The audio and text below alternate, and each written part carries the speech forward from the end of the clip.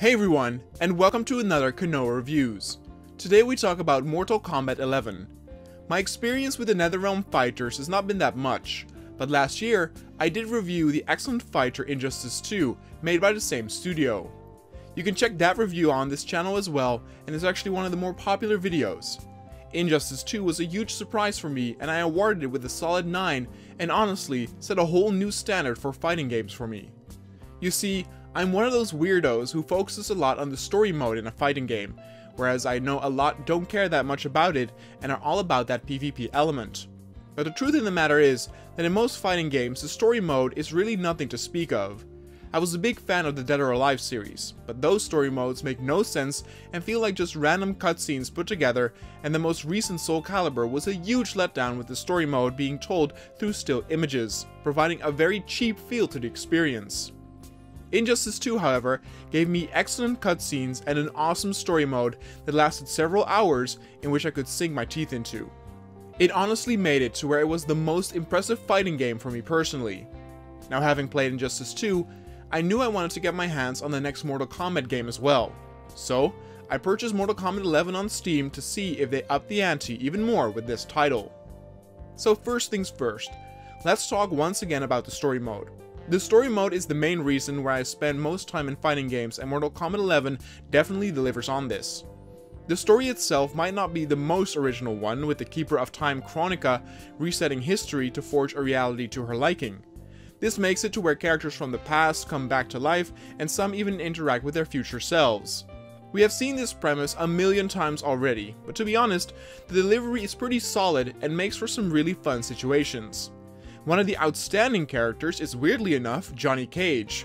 Back in the day of the Super NES, I really did not like this character, but boy did NetherRealm manage to make this character very likable in Mortal Kombat 11. It's just very funny to see the older Johnny interact with the cocky and self-centered younger self, and the loss of Sonya Blade in the beginning of the game gives older Johnny some emotional weight as well. Before Chronica makes her appearance, the intro scenarios follows Cassie Cage, Johnny's and Sonya's daughter, in a large-scale assault on the fortress held by undead Liu Kang and Kitana. Together with Raven and a large force of regular soldiers, they battle thousands of monsters and mutants, and in all honesty, the production value and just epicness of these cutscenes sometimes is better than what we see in blockbuster Hollywood movies. Even when the epic scale during the midsection of the game gets scaled down, there are still some really awesome fights with badass choreography that rival some of the best martial arts movies. It all ends then with another massive assault and clash between armies, and the overall story is just a wild ride with incredible production value and scale. Netherrealms Studios are truly the king when it comes to story modes in fighting games, and no other fighting game comes even close to being this good. I do have to say that the shock of how good the story mode was a bit higher with Injustice 2, since I simply had never experienced a story mode in a fighter of that quality. In some ways, especially the second and middle act of the story mode in Mortal Kombat 11, can be compared to what you get in Injustice 2. Therefore, I was a little bit more impressed with the Injustice 2 experience, but the Mortal Kombat 11 story mode is not the lesser one by any means. The facial animations in the cutscenes are amazing, and everybody does a great job of voice acting. There are a few cheesy moments here or there, like young Sonya Blade getting mad at her daughter for thinking she abandoned her older self, but it's small enough to where it can be overlooked. Some of the cutscenes are also really long, where sometimes you will be just watching for over 10 minutes. A few people might find this annoying, but I love me some good produced cutscenes, and these are the top of the line. During the story mode, you'll be fighting around 50 or so fights, and each chapter follows either a single fighter or a pair. You get to fight 4 battles with each fighter, giving you a good feel for each, and also a nice variety with the game introducing a new character for you to play right at the time where you feel like you've got to know and are done with the current character you are playing as. Just like with Injustice 2, during these sections where you play as a pair of characters, you can choose whoever you want to play as during the fight, and the cutscenes and dialogues change accordingly, which is greatly appreciated. Overall, the story mode is just incredible, and definitely worth playing. It will last you around 5 hours, and though I don't think it surpasses Injustice 2, it can definitely share the throne with it. Gameplay-wise, the fighting in Mortal Kombat, but also Injustice, has always felt a bit static, with punches and kicks not having that much range, and animations not necessarily flowing into one another like the more floaty Dead or Alive. But I think Mortal Kombat's combat mechanics are very responsive and solid. It's simple to learn and difficult to master, and the combat feels awesomely brutal just the way it should be. There's a real distinct difference between a lot of the fighters, resulting in some characters being my favorites purely because of their awesome movesets rather than me actually liking the character itself. Some of my favorites, for example, are Frost, Scorpion, Kung Lao, Katana, and Sub-Zero. Many of those I like for both the movesets and the character, but I was surprised by Frost as her character did not really do much for me, but I really love playing as her. The roster itself is fine, though I feel some fan favorites are missing, like Reptile, Ermac, and Melina. By now, DLC characters have been added that have added some favorites, but the roster has been better in previous installments. The stages themselves are also excellent, feeling alive with lots of things happening in the background and also offering a lot of interactivity. You can often punch or kick opponents into objects found in the background, or even use objects or sometimes people and smack or throw them at the enemy. It makes the battles feel more frantic, but never to the point where you lose focus on what is happening. The fatalities themselves are of course also a true highlight of any Mortal Kombat, and they are bloodier and better than ever. All characters start with a standard fatality, and if you want to unlock other fatalities or brutalities, you need to unlock them, but we will get to that in a bit. The fatalities are easy enough to pull off, and you are always curious to what the next character's fatality will be. It's an extra motivation to check out some of the characters you haven't played as yet. But let's now talk about what else there is to do besides the story mode. Like I said, I mostly played for the story, but that will last you only 5 hours, and once that is done, it might be a waste for most to just put the game away. Luckily, Mortal Kombat 11 offers a ton of other awesome content, both for multiplayer and, lucky for me, also single player. And it's in the sheer amount of content where I think Mortal Kombat 11 shines as well. Besides the excellent story mode, you have your classic towers, which you might as well call arcade mode. In this mode you fight against enemies one after the other, usually against 5 opponents or 8 or even more depending on the difficulty. Once you have beaten the last enemy, you will see an ending that is specific to each character. Now these endings are not cutscenes but rather still images. I did talk about how Soul Calibur felt cheap with its story mode, having still images, but since Mortal Kombat 11 story mode already has those excellent cutscenes, it does not feel cheap at all to have images in this section. It simply offers a bit more story depending on what character you choose, and is what you come to expect from any standard arcade mode. I played this with a handful of characters to see their ending, but honestly did not spend too much time here. Where it gets a bit more interesting are the Towers of Time. This is another arcade mode type game, but one that has timely challenges and daily modes that change every few hours. Certain conditions often apply, with handicaps either for or against you, and some of these towers you will face will last either very long, with 8 opponents or more, or it can be very short, with only 1 or 2 fighters. There are even some fights where you can play co-op with some of your friends or random people in order to beat very hard bosses. It's really cool and inventive, and just adds a ton of variety. It's fun to tackle these towers and come back every other day or so to see what new challenges await.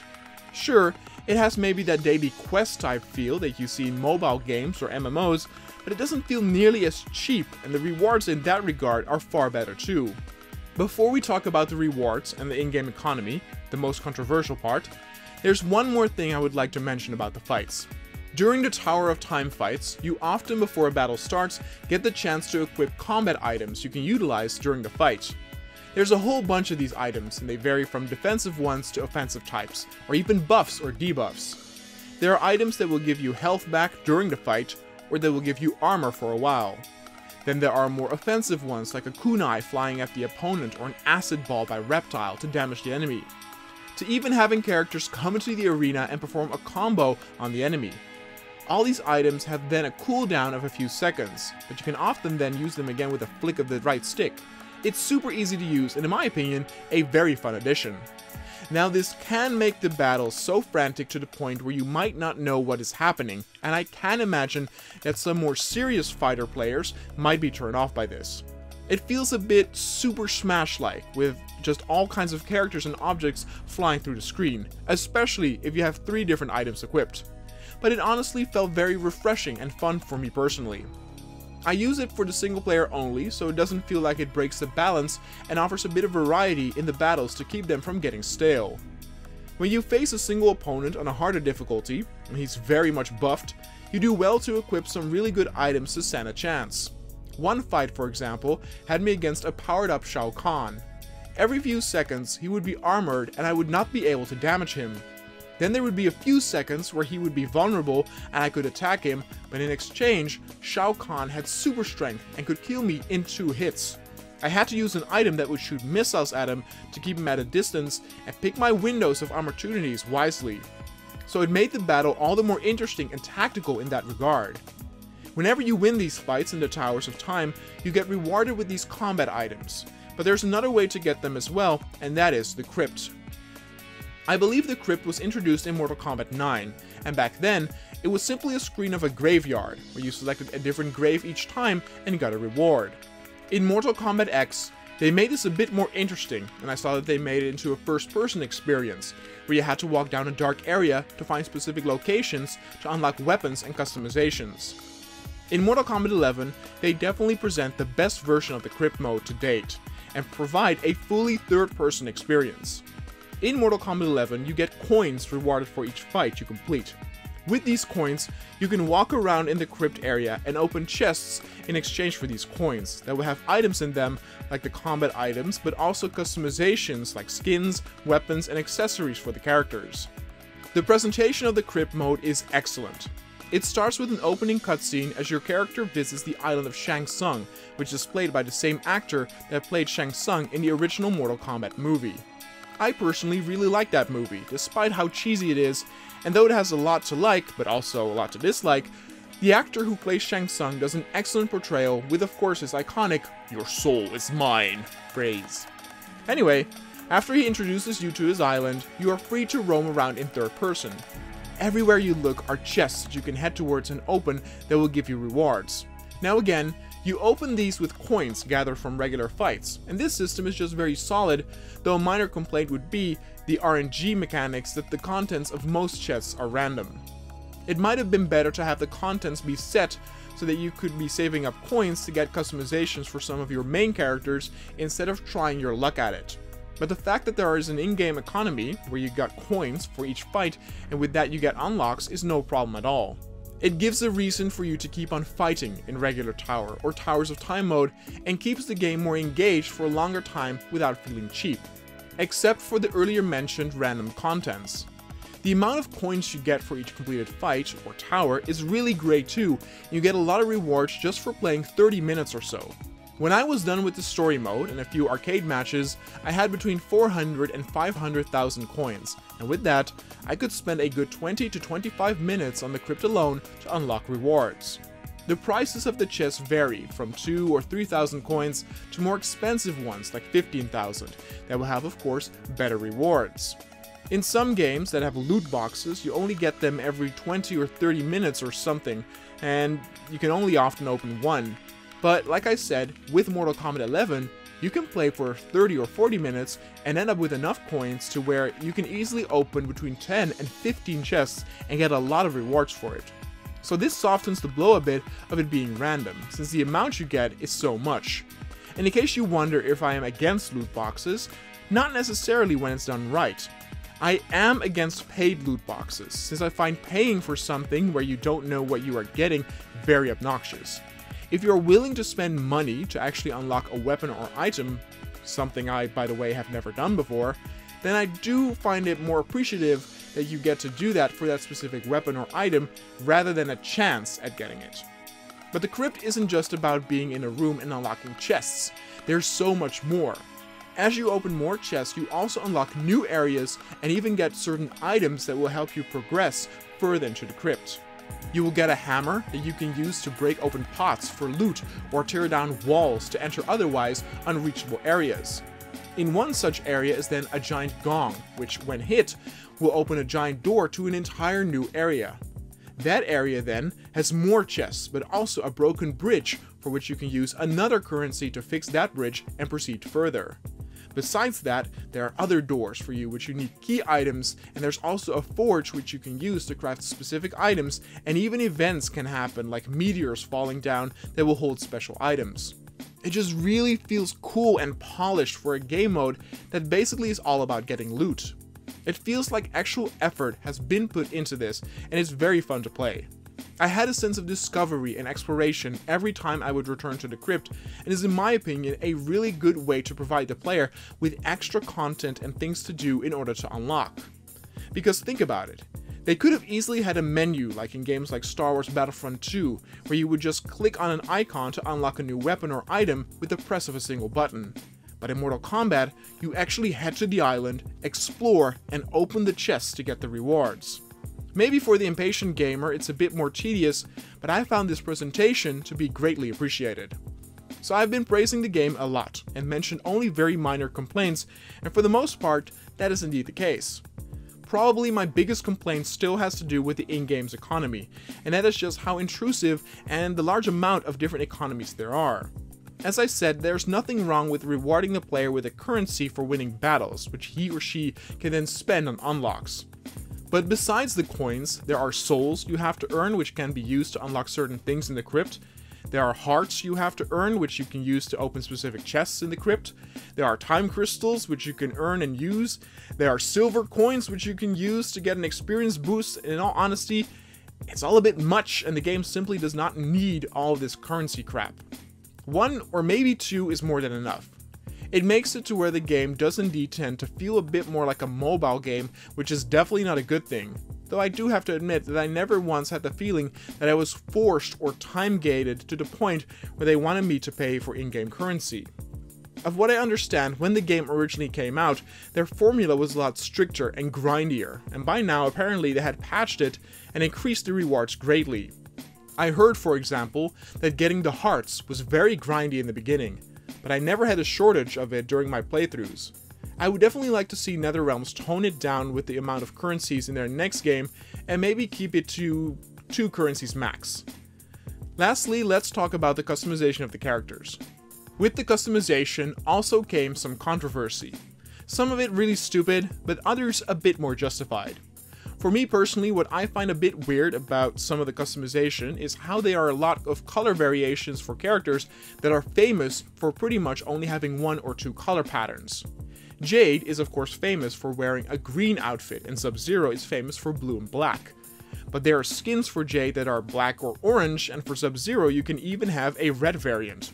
It simply does not feel like that character, and it's not really a too big point of critique since you can simply ignore it. I do have to say that it feels weird and out of character. But in terms of customization itself, there's a lot here, and it's awesome. Each character has a base set of skins, and there's a ton, and though as I said, there are many that miss their target with their weird color schemes, many others are really cool and fitting. Besides just the skin, you can also customize individual parts like hats, glasses, masks, etc., depending on the character. Then often you can also customize their weapons or accessories like gloves or belts, and there's a lot to unlock and play around with. You unlock these skins and items once again in the crypt, making it really awesome and rewarding in that regard. Besides just customizing the accessories, you can also put augments on them, which can then be leveled up, and they give you small bonuses like more coins if you get a first hit in the battle, or giving you slight elemental damage or resistance. The sheer amount of content and things to do just boggles the mind. It might actually be a bit overwhelming for the casual player who just wants to play a fighting game, but I do really appreciate it. Does the game need it? No, but it also does not work against it in my opinion. Now, some of the critique that the game received back when it launched was a bit ridiculous. A few gamers made a fuss about the outfits of the female characters being less revealing, and one can indeed clearly see this if you compare this to the outfits from Mortal Kombat 9. And I'm not a social justice warrior at all. Heck, I love Dead or Alive also partially for them bouncy curves, but seeing that only does so much. I place much more value in proper gameplay, story mode, and content than having boobs on screen. Because even though Dead or Alive might deliver on that latter part, it fails in comparison to everything else and is in my opinion therefore a much inferior product. I just think the only valid critique the game banters are the obnoxious amounts of currencies, the random contents of the unlockable chests, and maybe a few cheesy moments in the story mode. But other than that, it is a stellar and great package, chock full of content. And I talked about it a lot, but there's even still much more in this game. There's a robust tournament mode for multiplayer, your standard versus mode of course, ton of collectibles like art, music, and cards, and there's even a mode where you have a team of your AI battle against teams of AI from other players. There's just so much content here that it feels staggering. In my opinion, one cannot go wrong with Mortal Kombat 11 when it comes to beef for your buck in terms of fighting games. There's something to love here for anyone, whether you are a competitive multiplayer gamer or a more single player focused one like myself. I don't feel like it surpassed Injustice 2 per se. There's a lot more content here, but Injustice 2 wasn't as much in your face with the RNG mechanics, and the currencies in the story mode has not been surpassed either. I might even think Injustice 2 is maybe a bit better, but not by much. Mortal Kombat 11 is still an absolute fantastic game that is well worth your time and investment. In the end, Mortal Kombat 11 gets an 8.5. Of course, earlier this year, Netherrealms also released Mortal Kombat 11 Aftermath, which has some new characters in it, but more importantly, a new story mode campaign revolving around Shang Tsung. I have not purchased this yet, but I am planning on doing so, and will most likely also make a review about that when it comes out. If we've learned one thing about Netherrealms, is that they know how to properly make a single player story mode.